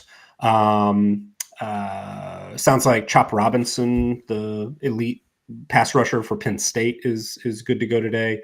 Keon Coleman and Johnny Wilson for Florida State are both expected to play today. And one kind of odd note that caught my eye, not only it sounds like is Temple going to be without maybe multiple offensive linemen today. Apparently Temple cut its pregame warm-up short due to heat at USF. So I wonder if Temple's just not going to be acclimated today to the weather conditions. I don't know. I that was just something I saw and thought worth mentioning, but might want to look into it a little deeper to see what exactly that means. Definitely an interesting note, especially for somebody who just said to start EJ Warner, the quarterback in that matchup. So definitely something to keep an eye on there. Chris, what are you seeing? What are you hearing as far as injury goes? Yeah, Nick hit a lot of the big ones. Cade Klubnik still hurt. He was hurt last week. His ankle's pretty heavily wrapped. He said he's 100%. He's not 100%. Temple being down, multiple offensive linemen is big. Luther Burden's going to play today. He was banged up. He's banged up basically every week anyway. The Brady Cook is also going to play. He's a little banged up as well. There's a rumor out there, and I have not been able to get any confirmation on it. But Tyler Van Dyke might get sat today for Emory Williams. I've seen that from a few people, but nobody official. So I would just, if you are starting Tyler Van Dyke, I would pay as close attention as possible to that news because maybe look somewhere else. yeah. And then I mean those are really the big ones. I think we hit them. JT Daniels. I don't remember if Nick mentioned him or not. I was half listening, half watching the board. I think JT Daniels is going to be out. I'm fairly confident he's in concussion protocol, and I don't think he was cleared. I heard he was going to be out earlier in the week, and I heard the same thing from Preston Stone, and then Preston Stone played last night. So, like, I expect JT Daniels to be out. And I think the line and the number is expected to be out, him to be out too. Just something to keep an eye on. But all right, we will get into best picks here. Nick, coming over to you first. What are some of the bets and the best games that you like this week? So every week for the last 6 or 7 weeks, I've been circling games that are favorites expected to cover, projected to cover in all three of our different projection numbers. Liberty, I feel pretty good about this week. Last I saw that was minus 13.5 against Old Dominion. Our projections are in the 15s, basically across the board or higher. Iowa, and this one has bounced around quite a bit. I saw anywhere between Iowa minus 1.5 to at least at some point earlier in the week, saw Rutgers as about a 1-point favorite. But we've got Iowa by 2 or more, so pretty much anything in that range. And we released it earlier in the week at 1.5 officially.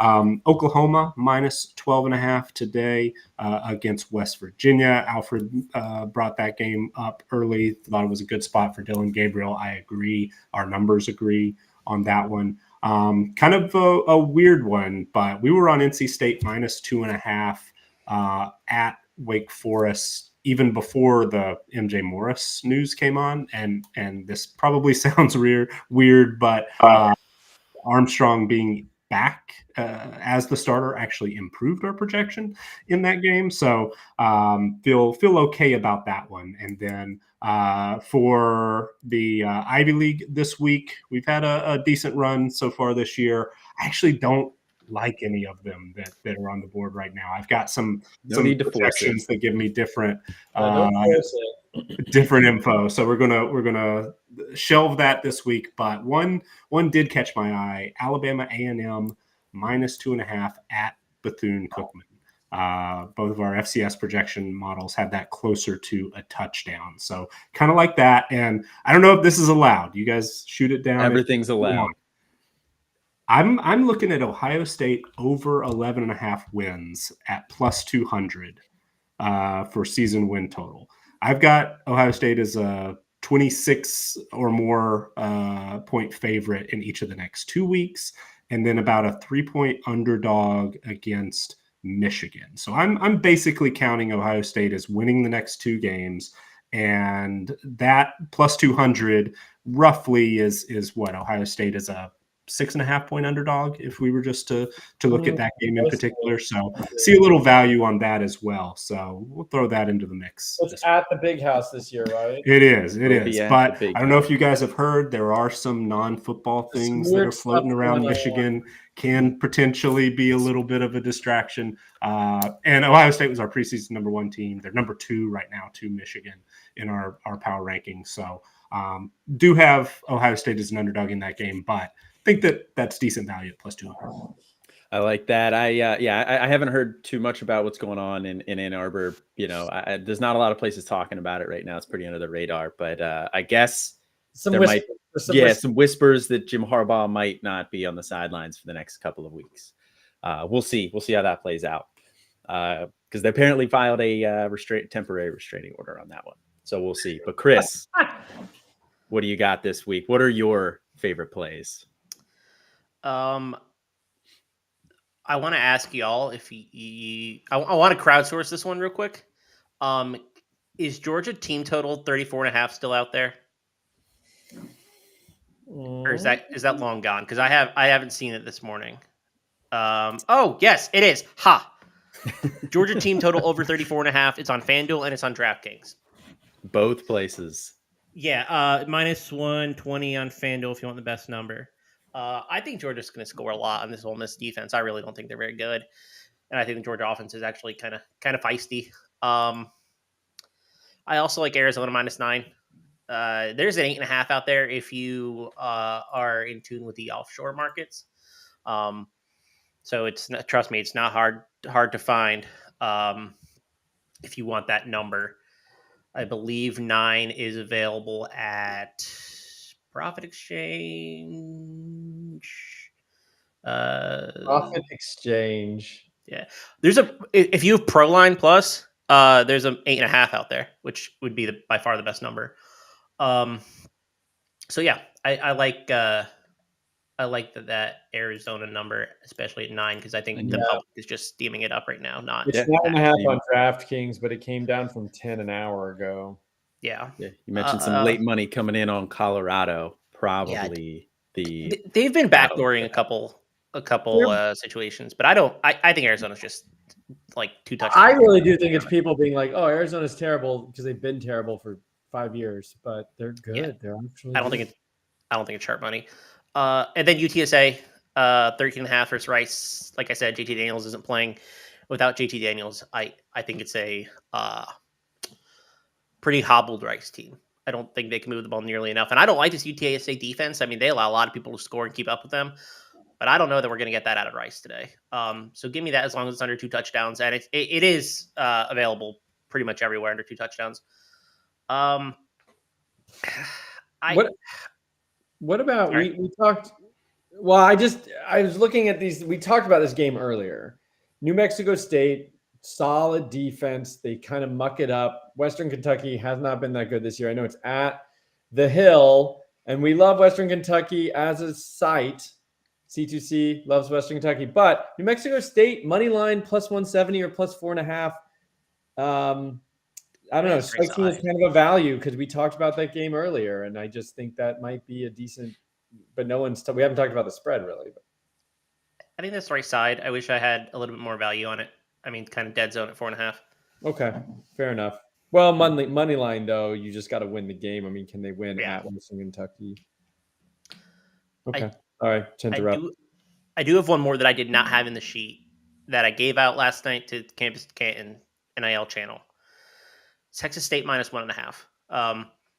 It's out there at a couple spots still. Alfred thumbs up agreeing on that I one. did that earlier today. I like it. I like it as well. It's 2.5 on DraftKings, but that's still fine. Yeah, I mean, you can. Where is it? 1.5. I just saw it not that long ago. Maybe that 1.5 is gone. You got to get on those quick when we drop them in the Discord. For anybody who's a member at the site, head on over to our Discord. You're losing money not being in there. Chris is dropping plays very early in the week too, before the line movement. Yeah, but I was gonna plug that as well. I mean, I pointed out 3 player projections in the Louisville and Southern Miss games earlier this week that went 3-0. Chris, I know, had a couple of player props hit as well. You were 3-0 one night this week, so yeah, the Discord is a nice place to be. Yeah, you're losing money not being in there.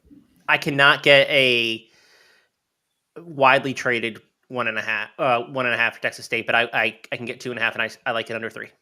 I really do. Okay.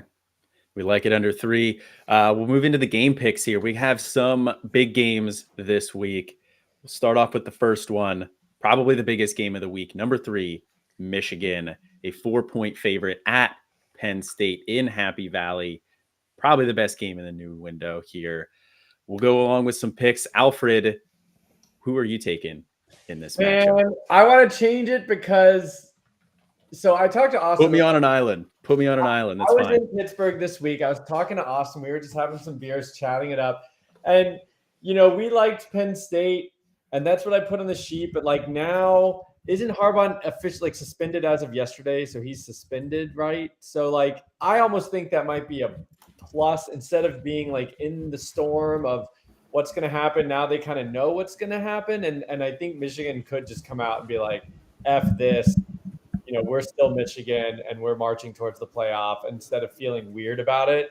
Now that there's a little clarity, maybe that's way over narrative street, But I feel, honestly, with that news, I feel less comfortable betting Penn State. I thought when it was all still smoky, no one knew what was going to happen, maybe Michigan walks in with the bad mindset. I think 4 is probably the right number. I think it's going to be a tight game, and so it's hard to pick. But I will be in solidarity with you, Colin. I'll stick with Penn State, but it's a very weak endorsement. If you're not a believer, it's okay. Yeah. And then we'll head on over here to Chris. Chris, who do you have in this one? I did not give it as one of my best bets today, even though I believe it is a best bet. Hater. I like Michigan.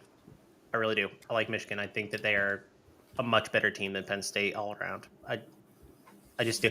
I mean, it's at Happy Valley, and Michigan's still favored by 4. And without Jim Harbaugh, should be a night game. Should be the whiteout. Well, Penn State has control over it. I don't know why they didn't. They whited out who? Michigan State? No, or Iowa?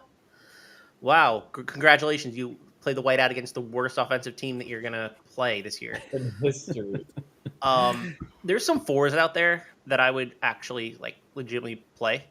So yeah, I like Michigan here. I just think it's a good matchup for them and a bad matchup for Penn State. Nick, who do you got in this one? What are your numbers saying? Well, so I was looking at some of the different what lines are posted, and I'm seeing 4.5s and 5s. Seems like this is really moving towards Michigan a little bit more. My projections have been on Michigan. Most updated team strength projection has Michigan favored by almost 6. I just think Michigan's the better all around team. What I've seen on the field so far this year, they've been dominant. Post game win expectancy numbers. They had their first non 100% last week against Purdue, and it was 99%. So that's about as dominant as it gets. I know that Penn State is definitely the best and most talented team that they will have played so far this year, and also it's a very, very tough place to play. But I just think this game looks like one Michigan should win by a touchdown. And I am, of course, contractually obligated to say that Penn State is going to win this one. But with the way that the line has been moving, if you can, get that before kickoff and it's a little closer to a touchdown, I like that even more for Penn State. You ain't getting a touchdown. Getting towards. But no, I know. You're going to get a 5 at best, I think. Would you back Penn State at 5? No, I don't bet on Penn State games. Okay, I don't bet on South Carolina games either. All right, and then we have brought on our draft expert over at Campus to Canton, Barnabas, to break down some of the matchups to keep an eye on in each of these games from an NFL draft perspective. Barnabas, what are some matchups you're watching in this Penn State-Michigan game? Yeah, so I'll start off by saying I don't usually make game picks, but I will say for a coach that doesn't call plays on either side of the ball, most of their coaching is done by Friday night anyway, so this game shouldn't really be that much affected by Harbaugh not being there. But the matchup I'm watching this week is Michigan's edges versus the bookends for Penn State. So we've all heard about Olu Fashanu. He's supposed to be a top-tier offensive tackle coming out in this draft. But the guy on the other side actually has been fairly impressive this year. I turned on the Penn State-Ohio State tape from this year just to see what Caden Wallace was all about. He's not as nimble as Olu, but he had JT Tuimoloau for most of that game. And JT only had one good play, which was a sack, and that happened on Olu Fashanu's side. And so, he's been fairly impressive this year. And they're going against, Michigan has this 4-man edge rotation, but the 2 guys coming out this year are Jalen Harrell and Josiah Stewart. And they're good, but the problem is I listed their combined weights on here. And I think it's notable, right? So the Michigan duo, they're Michigan has athletic defensive linemen. They love their penetrating edges. 480 pounds between the two edges here, while Olu Fashanu and Caden Wallace combined for about 660. That's a 180-pound difference between the two of them. So, if I'm calling plays, I get where James Franklin comes from. We were talking about Penn State's offensive play calling before the show. Yeah, when you have that kind of advantage, yeah, you try to run them over, but, I think that Olu Fashanu and Keaton Wallace are both high end draft picks, and maybe Michigan's defensive line is not quite as impressive as it has been in past years, maybe. But that's the matchup I'm watching in this game. All right, we'll move to the West Coast now. And we got Utah, number 18, at number 5, Washington. This is an 8-point spread on DraftKings. Alfred, coming over to you first here. Who are you taking in this one? Looks like I'm the odd man out here, but I think what Utah covers. I mean, a touchdown. I don't know. I think Utah covers. They're just a good, well-coached team. They come prepared every single week. They don't make a ton of mistakes. In my perception, I don't have the penalties in front of me, but they just seem to be very well coached, very well prepared, and they're just a tough out. I don't see Washington running away. I mean, sure, I guess they could win by 10, but I would bet on a one-score game and a tough matchup. All right, Chris, what do you got in this one? I like Washington. It's on the road for Utah, and it's really tough to play at Washington. The way the stadium's built. It gets loud, and I'm not sure Utah is going to be able to keep up, to be totally honest. And the Utah defense is good. It's solid, but the front seven is really where they make their money, not really the secondary. And I think that Washington can exploit that for sure. So I like the Huskies to cover this number. Okay, Nick, what are your numbers saying? Yeah, I agree. I have a lot of respect for Utah, the way that they are able to show up and just overcome a talent disadvantage as often as they are. But man, this game just doesn't really seem to be set up, I think, for Utah to be able to keep it this close. I think for that to happen, they're going to need a score on special teams or you pick six, something like that. And they're certainly absolutely capable of doing it. But Washington, I think, especially if they get off to a strong start, Utah just doesn't quite have the manpower to go score for score with Washington. And Utah's so far below 100% health-wise on both sides of the ball. It really looked like it showed up 2 weeks ago. And I know they, certainly look like they corrected some things being, getting a 55-3 win last week. But I think we're more likely to see the style of game that Utah played against Oregon, not against Arizona State. So I think Washington's going to be able to win this one by double digits. All right. I am also on the Washington train in this one. We talked about the offense of Washington and a little bit about the secondary for Utah. Barnabas, it seems like that's where you have your eye as well. Muted. Mute. Yeah, Washington's wide receivers got a little bit of a break last week. Dylan Johnson just kind of was the entire offense. And we've talked enough about Washington's wide receivers. They're all great. Dane Brugler recently came out with a new top 50, and he had Jalen Polk as a top 50 guy. So that's interesting. And, Utah is always producing at least one draftable corner that's like hard-nosed, bigger, like physical type guy, like a la, Chicago Bears, Jaylon Johnson. And so that's this year's iteration is Amaya Vaughn. He's probably coming out this year, and he's going to get drafted, probably early day 3 guy in my opinion, but right now, but we'll see as the process goes on. I just wanted to highlight some of the young guys. They have a very young secondary behind their starters. They got starting at strong safety is Sione Vaki. He's only a sophomore, and you have 5 freshmen, redshirt and non, in that secondary that are all contributors right now, including for the 3 corners. They have more than 33 games played total in their careers. So these are experienced freshmen.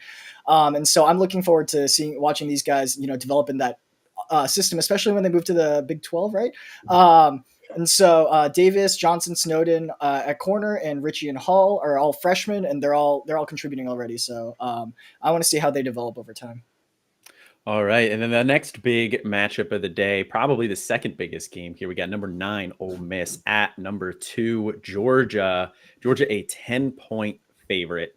over there on DraftKings. This is the later game at 7 p.m. Alfred, we'll move through this one a little bit more quickly. Who you got in this one? Yeah, I've lost a lot of money on Georgia fading them this year, but I'm going to keep doing it because eventually they're just going to have an off week, right? So I'll take Ole Miss in points. All right, Chris, who you got here in Ole Miss, Georgia?